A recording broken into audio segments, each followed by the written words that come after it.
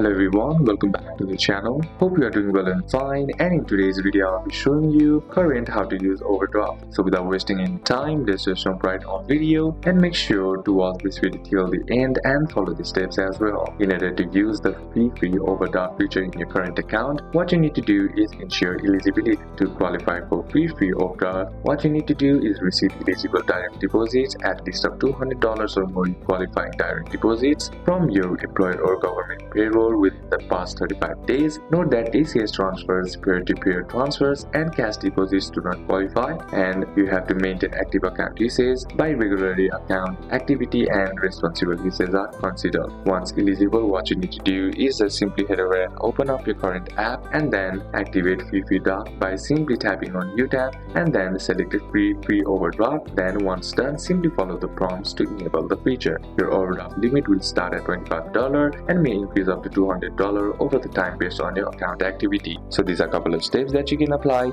and that's it for today's video, guys. Hope this video was useful to you. Leave a like if it did, comment down any questions that you have, and see you soon on the next one.